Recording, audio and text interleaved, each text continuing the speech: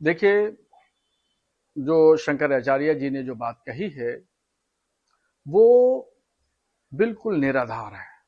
उसका कोई वजूद नहीं, उसका कोई बुनियाद नहीं। और पाकिस्तान का शब्द धर्मगुरु जैसे लोगों को इस्तेमाल नहीं करना चाहिए। वो हमारे दुश्मन देश का नाम है, पड़ोसी देश है, मगर वो हमारा दुश्मन देश है। इसलिए स्वामी जी को दुश्मन देश का नाम इस्तेमाल करने की कोई जरूरत नहीं है। और जहां तक पलायन की बात कर रहे हैं, ये बिल्कुल सरासर झूठ है। कहीं कोई पलायन नहीं कर रहा है। जो जहां पे है वहीं रह रहा है, वहां खुशहाल है। और हिंदू मुसलमान सब लोग मिलजुल करके रह रहे हैं। और मुजफ्फरनगर, मेरठ, सहारनपुर, बागपत, बिजनौर, संभल, मुरादाबाद, इन तमाम जगह पहले से जितनी आबादी थी आज भी है। अगर मुसलमानों की आबादी बढ़ी है तो वहां गैर मुस्लिमों की भी आबादी बढ़ी है। आबादी का तनासुब बिल्कुल बराबर है।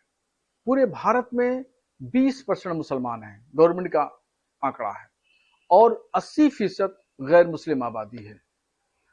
ऐसा नहीं है कि 80% जो है वो मुस्लिम आबादी हो गई और 20% गैर मुस्लिम आबादी हो गई।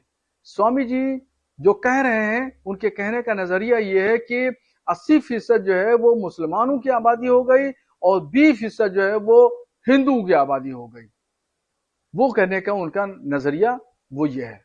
और वो ये सरासर जोग्राफिया के एतबार से, आदादो शुमार के एतबार से जो कह रहे हैं वो सरासर बिल्कुल हिंदुओं को भ्रमित करने वाली बात कर रहे हैं, गुमराह करने वाली बात कर रहे हैं। वो धर्मगुरु हैं। मैं धर्मगुरु होने की हैसियत से मैं उनका एहतराम करता हूं, उनकी इज्जत करता हूं, उनका सम्मान करता हूं, मगर इस तरीके से हिंदुओं को भ्रमित करने की कोशिश न करें। योगी सरकार में ऐसा होने की बात कह रहा है।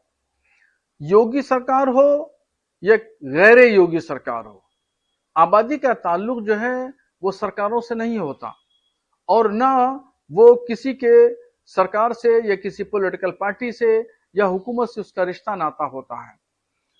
और आबादियां तो हमेशा बढ़ती रहती हैं। अभी देखिए, कुछ दिन पहले साध्वी ऋतंबरा ने, प्रज्ञा ठाकुर ने, और कुछ और महिलाएं हैं, और इसके अलावा आरएसएस के चीफ मोहन भागवत जी ने अपने लोगों से कहा कि 3-3 बच्चे पैदा करो। तो बच्चा पैदा करने के लिए किसने रोका है? बता दें स्वामी जी कि किसी एक मुसलमान ने कहा हो कि आप जो है वो बच्चा नहीं पैदा करें, या किसी मुस्लिम तंजीम संगठन ने कहा हो कि आप अपने बच्चे की पैदाइश को रोक दीजिए। अरे भाई, ये तो अल्लाह की नेमतों में से एक बड़ी नेमत है।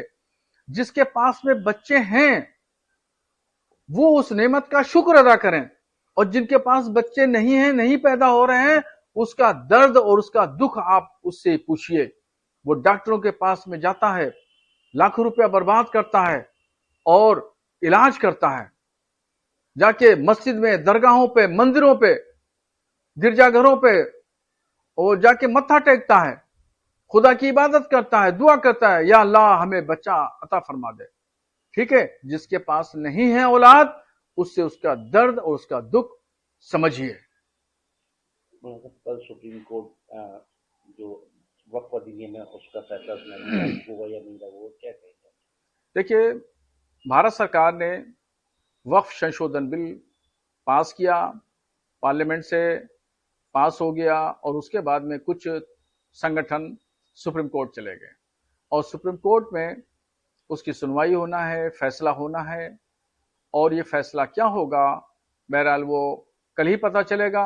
मगर हम उम्मीद रखते हैं कि सुप्रीम कोर्ट का फैसला वक्फ संशोधन बिल के हक में आएगा, ताकि उससे मुसलमानों का भला हो, और जो वक्फ माफिया हैं उनसे वक्फ की जमीनों का छुटकारा हो, और उससे होने वाली आमदनी गरीब, कमजोर, लाचार मुसलमानों को हो, और मुसलमानों को, गरीब मुसलमानों को उससे लाभ मिले, फायदा पहुंचे।